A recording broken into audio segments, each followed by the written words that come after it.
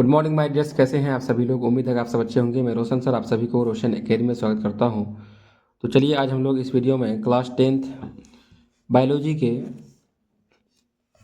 Chapter number 5 यानी कि part 2 यानी दूसरा वीडियो हम लोग कवर करेंगे। इस वीडियो में 51 नंबर है कि मनुष्य एवं तिलचट्टा निम्नलिखित में से किस श्रेणी के जंतु कहलाते हैं।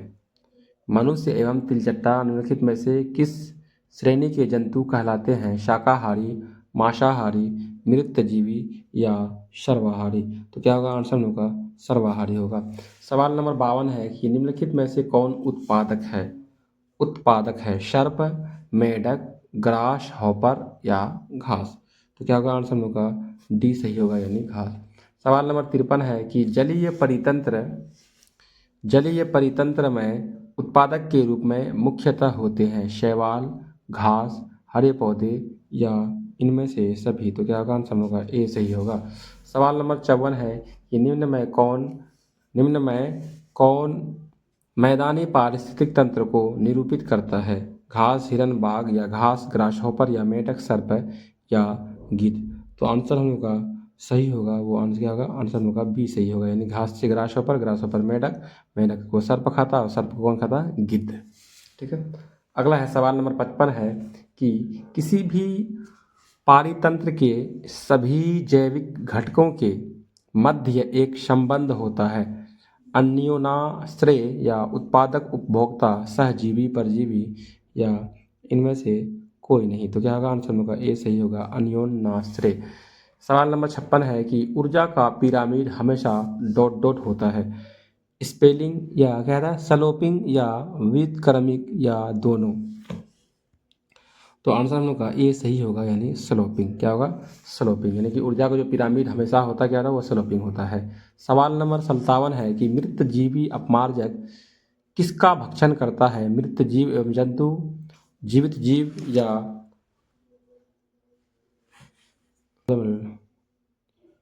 सवाल नंबर 57 है कि मृत जीवी अपमार्जक किसका भक्षण करते हैं। मृत जीवी अपमार्जक जो है वो किसका भक्षण करते हैं। मृत जीव एवं जंतु का या जीवित जीव का या अजैव घटकों का। तो क्या होगा आंसर हम लोग का ए सही होगा मृत जीव एवं जंतु का। सवाल नंबर 58 है कि वन पारिस्थितिक तंत्र में शेर होता है उत्पादक, प्राथमिक उपभोक्ता, द्वितीय उपभोक्ता या तृतीय उपभोक्ता। तो क्या होगा आंसर हम लोग का सी सही होगा यानी द्वितीय उपभोक्ता। तालाब पारितंत्र में बगुला होता है। बताइए बगुला कैसा होता है प्राथमिक, द्वितीय, तृतीय या इनमें से कोई नहीं। तो बगुला जो होता है वो तृतीय उपभोक्ता होता है। सवाल नंबर 60 है कि निम्नलिखित में कौन सा पिरामिड किसी भी परिस्थिति में ऊपर की ओर ही निर्दिष्ट होगा। संख्या का पिरामिड, जैव संतति का पिरामिड, ऊर्जा का पिरामिड या इनमें से कोई नहीं। तो क्या होगा आंसर होगा सी सही होगा ऊर्जा का पिरामिड। सवाल नंबर 60 है कि पारितंत्र में आहार श्रृंखला का क्या महत्व है। पारितंत्र में आहार श्रृंखला का क्या महत्व है। ऊर्जा का उत्पादन या ऊर्जा का असंतुलन या पर्यावरण का असंतुलन।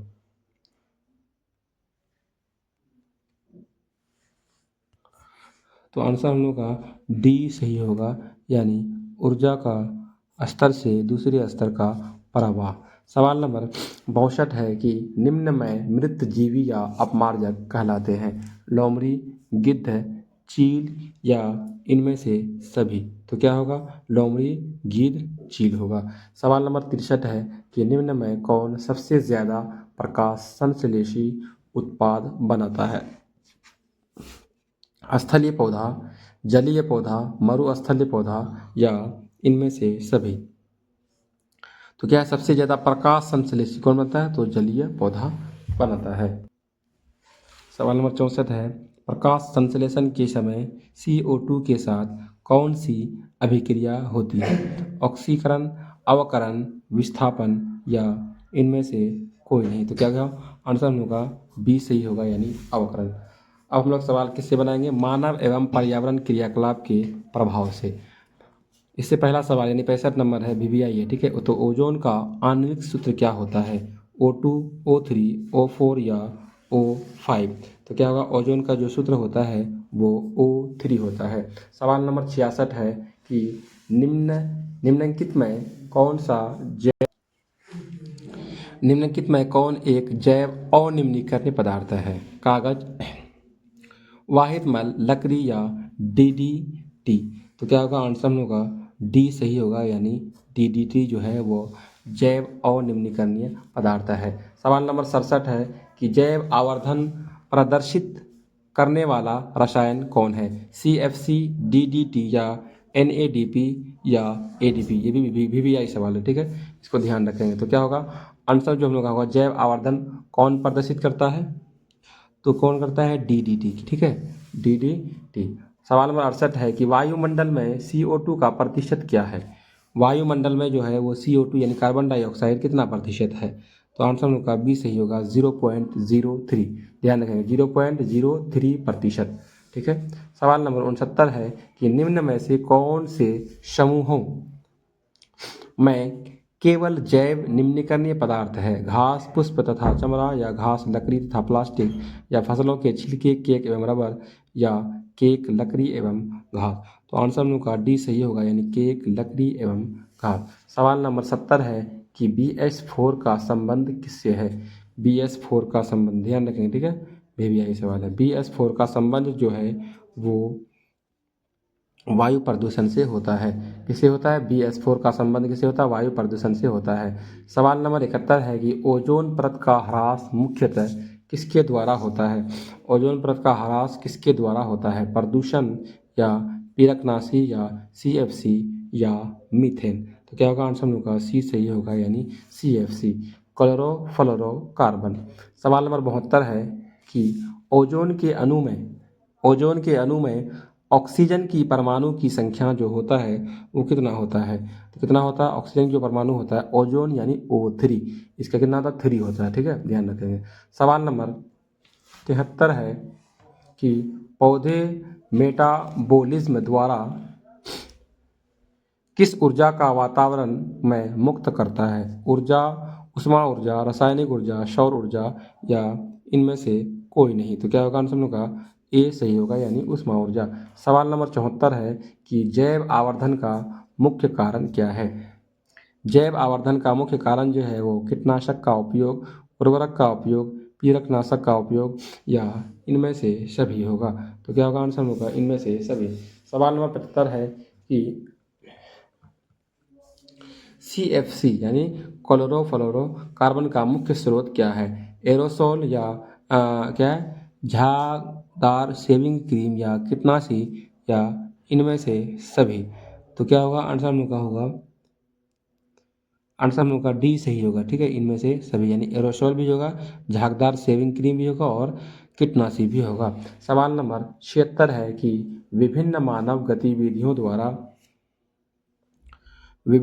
गतिविधियों द्वारा पर्यावरण का देहांत हो रहा है या पारिस्थितिक तंत्र असंतुलित हो रहा है या सुपोषी समाप्त हो रहा है या अपशिष्ट पदार्थों की मात्रा बढ़ रही है।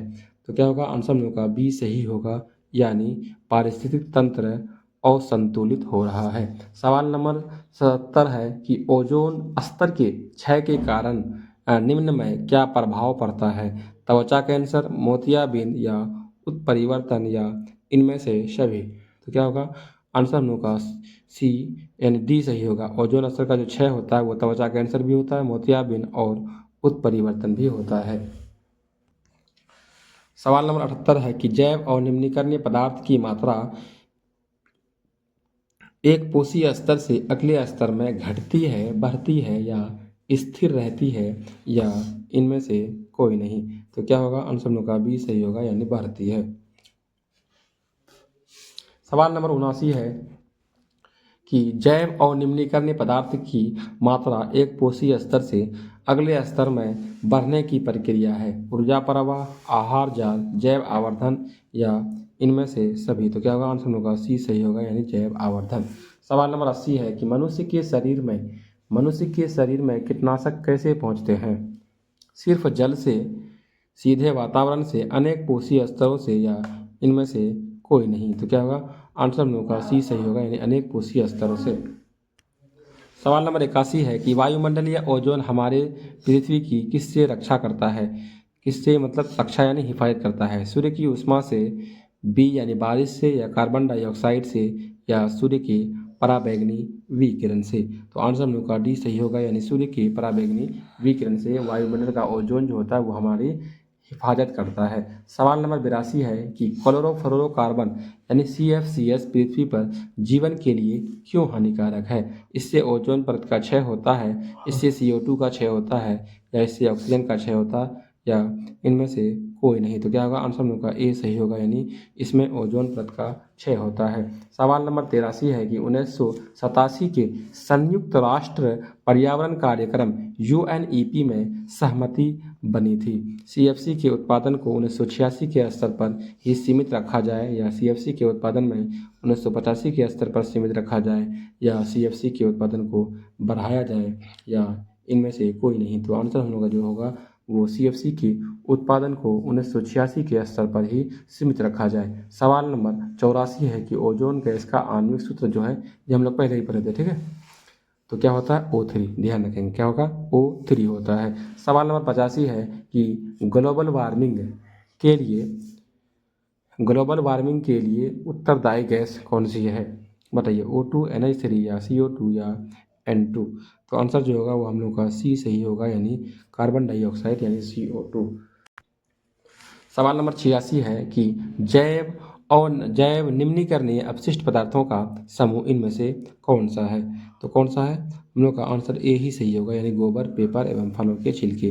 पॉलीथीन तो नहीं होगा, और दवा की खाली स्प्लिटिंग की लकड़ी एवं चमड़ा ये भी ठीक है, और प्लास्टिक, तीन सब्जी ये सब नहीं होगा। तो क्या होगा, जैव निम्नीकरण जो होता है वो सड़ गल जाता है, वो क्या है, गोबर, पेपर और फलों के छिलके। सवाल नंबर 87 है कि इनमें से कौन अपमार्जक का उदाहरण है, बताइए। अपमार्जक यानी सी हम लोग का सही होगा, यानी बाज, कौआ, लोमड़ी, चील, सूक्ष्मजीव ये क्या है, अपमार्जक है, ठीक है। ध्यान रखें क्या है, बकरी, घोड़ा ये नहीं है, और बाकी बाघ, शेर, चीता ये भी नहीं है। तो अपमार्जक जो है वो बाज, कौआ, लोमड़ी, चील यानी सूक्ष्मजीव है। सवाल नंबर 88 है कि एरोसोल का जो ओजोन अवक्षय में कितना प्रतिशत योगदान है। एरोसोल का है ना, एरोसोल के अवसन क्या है, एरोसोल में ओजोन अवक्षय का कितना प्रतिशत योगदान है, बताइए। तो कितना होगा, इसका जो होता है ये 45% है ना, यानी 45% इसका एरोसोल में ओजोन का योगदान है। सवाल नंबर 89 है कि कचरा प्रबंध से क्या लाभ है। कचरा प्रबंध से क्या लाभ है, कचरों से होने वाली बीमारी से सुरक्षा, प्रदूषण का रोकथाम, या ए और बी दोनों। तो क्या होगा, ए और बी दोनों होता है, ठीक है। कचरा से क्या, कचरा से होने वाली बीमारी से सुरक्षा करता है और प्रदूषण का रोकथाम भी होता है। सवाल नंबर 90 है कि अपमार्जक के फलस्वरूप क्या होता है। अपमार्जक यानी जटिल कार्बनिक पदार्थ का सरल अकार्बनिक पदार्थ में परिवर्तन, या उत्पन्न अकार्बनिक पदार्थ का मृदा में चले जाना, या सवाल नंबर सी है, मृदा में उपस्थित अकार्बनिक पदार्थ का पौधों द्वारा उपयोग, या इनमें से सभी। तो आंसर जो होगा वो हम लोग का डी सही होगा, यानी इनमें से सभी। सवाल नंबर 91 है कि सूर्य की पराबैंगनी किरणें मनुष्य में कौन सी बीमारी उत्पन्न कर सकती है। टीबी, मुंह का कैंसर, या फेफड़े का कैंसर, या त्वचा का कैंसर। तो आंसर होगा यानी डी सही होगा, यानी त्वचा का कैंसर। सूर्य की जो पराबैंगनी किरण है उससे त्वचा का कैंसर होता है, ठीक है, ध्यान रखेंगे।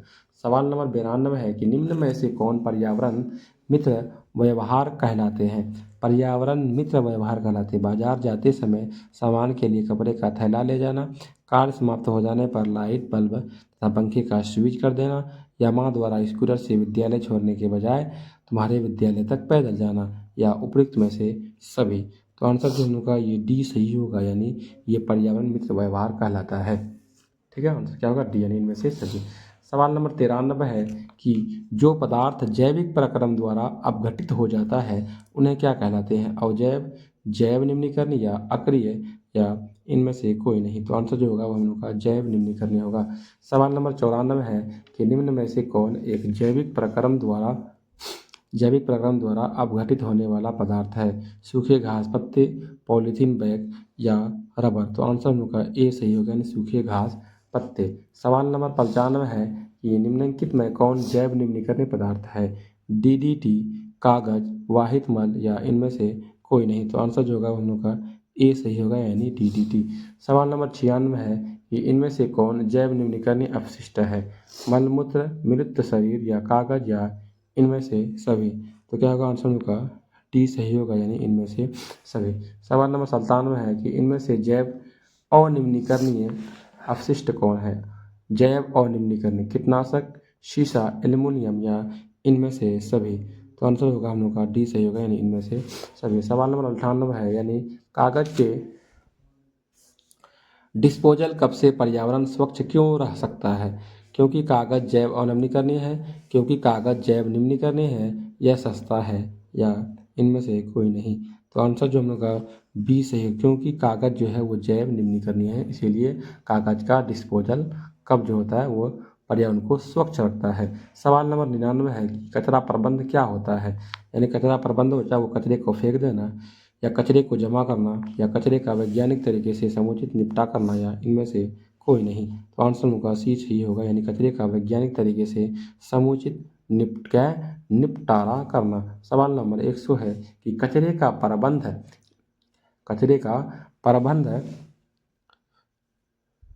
इसके द्वारा होता है, इसके द्वारा हो सकता है। कुछ कचरे का पुनः चक्रण, शहर से बाहर चला देना, गड्ढों को भरने में प्रयोग करना, या इनमें से सभी।